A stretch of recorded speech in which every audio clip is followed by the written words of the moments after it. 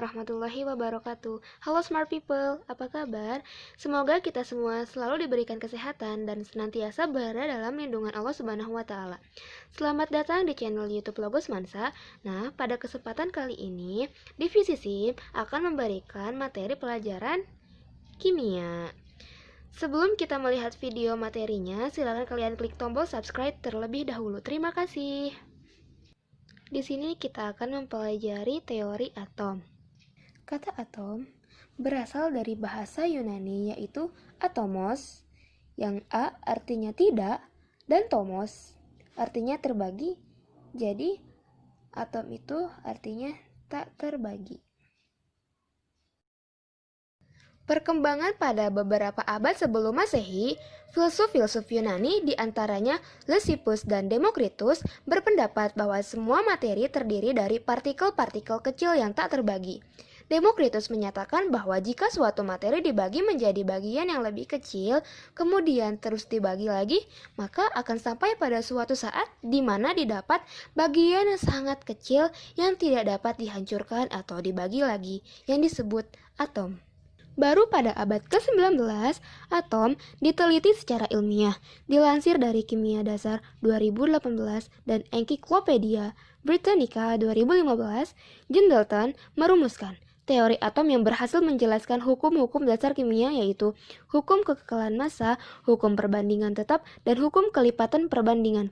Berikut perkembangan teori atom dari zaman ke zaman.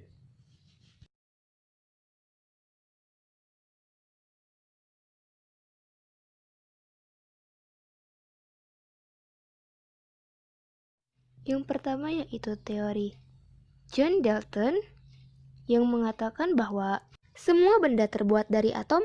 Atom-atom tidak dapat dibagi maupun dipecah menjadi bagian lain. Atom-atom tidak dapat dicipta maupun dihancurkan. Atom-atom suatu unsur identik dalam segala hal, baik volume, bentuk maupun massanya, dan berbeda dengan atom-atom penyusun atom lain. Dan yang terakhir yaitu perubahan kimia merupakan penyatuan atau pemisahan dari atom-atom yang tak dapat dibagi, sehingga atom tidak dapat diciptakan atau dimusnahkan.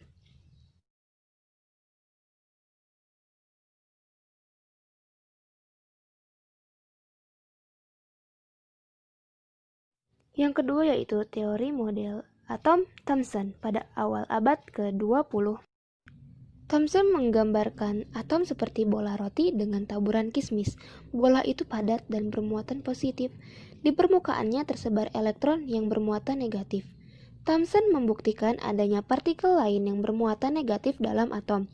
Ia mematahkan anggapan Demokritos dan Dalton bahwa atom adalah partikel terkecil.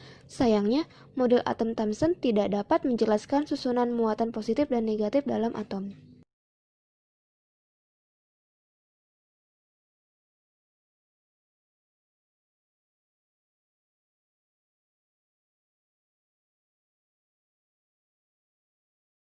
Selanjutnya yaitu teori atom Rutherford. Berpendapat bahwa atom adalah bola berongga yang tersusun dari inti atom dan elektron yang mengelilinginya. Inti atom bermuatan positif. Selain itu, massa atom terpusat pada inti atom. Model ini persis seperti bagaimana planet mengelilingi matahari. Namun, model atom Rutherford tidak dapat menjelaskan mengapa elektron tidak jatuh ke dalam inti atom. Berdasarkan teori fisika, gerakan elektron mengitari inti ini disertai pemancaran energi. Ini menyebabkan lama-kelamaan energi elektron akan berkurang dan lintasannya makin lama akan mendekati inti dan jatuh ke dalam inti. Kendati demikian, Rutherford telah berjasa mengenalkan konsep lintasan atau kedudukan elektron yang kelak disebut dengan kulit atom.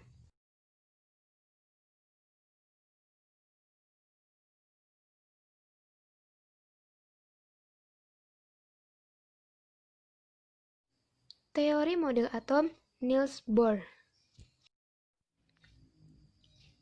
Teori tentang sifat atom yang didapat dari pengamatan Bohr adalah atom terdiri dari inti yang bermuatan positif dan dikelilingi oleh elektron yang bermuatan negatif di dalam suatu lintasan.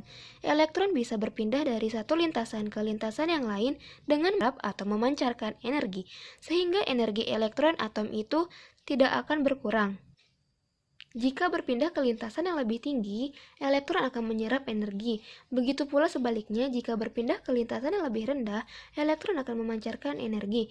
Dan yang terakhir, kedudukan elektron-elektron pada tingkat-tingkat energi tertentu yang disebut kulit-kulit elektron. Model atom Bohr menunjukkan bahwa atom terdiri dari beberapa kulit. Kulit ini adalah tempat berpindahnya elektron. Namun, model atom Bohr memiliki radius dan orbit. Ini tidak sesuai dengan prinsip ketidakpastian Heisenberg yang menyatakan radius tidak bisa ada bersamaan dengan orbit. Selain itu, model atom Bohr juga tidak menjelaskan efek Zeeman. Efek Zeeman adalah ketika garis spektrum terbagi karena adanya medan magnet.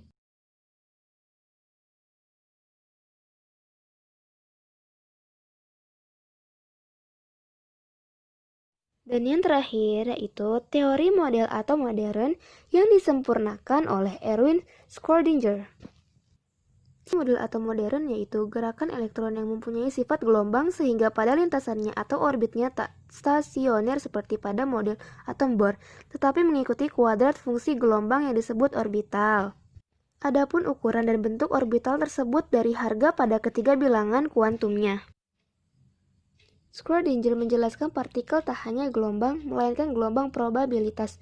Kulit-kulit elektron bukan kedudukan yang pasti dari suatu elektron, namun hanya suatu probabilitas atas kebolehjadian saja.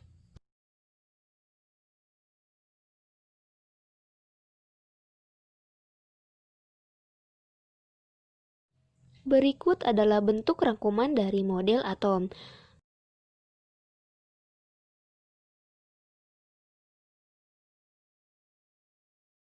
Alhamdulillah, sekarang kita berada di akhir video. Mohon maaf bila ada kesalahan. Terima kasih, sampai ketemu di video selanjutnya. Wassalamualaikum warahmatullahi wabarakatuh.